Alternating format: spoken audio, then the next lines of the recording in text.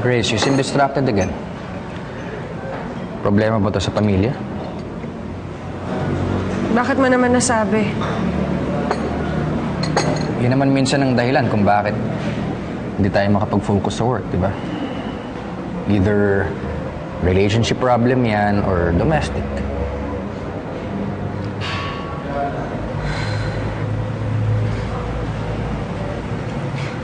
John, kaibigan na rin kita, kaya siguro okay lang na malaman mo to.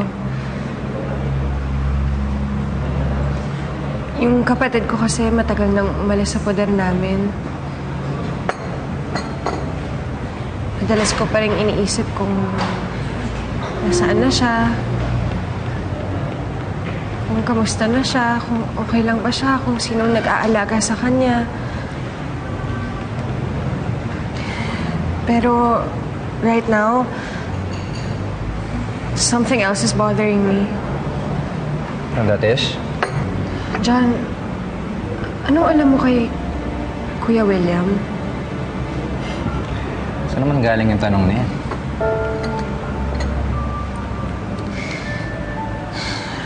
Ayoko nang istorbohin pa si Edward kaya hindi ko na inuulit sa kanya to, pero sobrang naiilang kasi ako sa kanya eh. Na para bang di sila magkapatid? Ganun ba? Wala yun, no? Well, you know what? Edward has always been the good guy.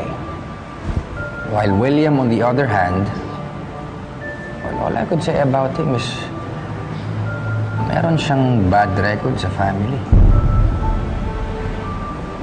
Ano yun? Grace, ang alam ko lang is he got hooked with drugs.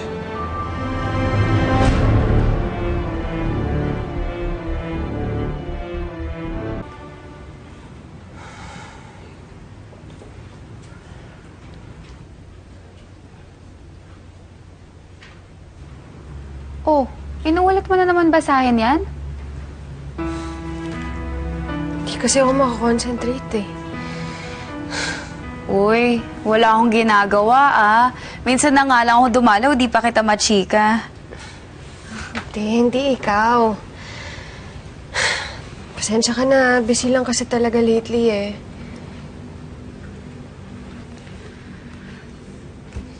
Nakakapag-therapy ka pa ba? When was the last time pumunta ka sa center?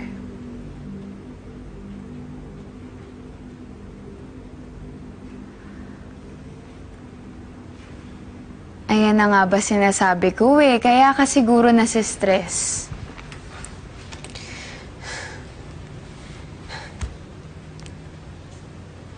Siguro nga epekto ng pag-skip ko ng therapy. Kaya siguro ang sasama ng panaginip ko lately. Tsaka alam mo ba, natatakot ako sa presence ng kuya ni Edward. Bakit? Anong ginawa niya sa'yo? Wala naman, parang naiilang lang ako sa kanya.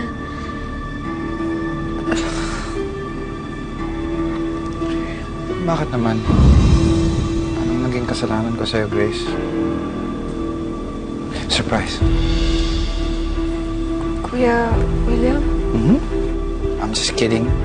Wala akong gagawin masama sa'yo. I'm just here to find my brother. Talk to him, okay? Hi, I'm William. Diana. Diana. Grace?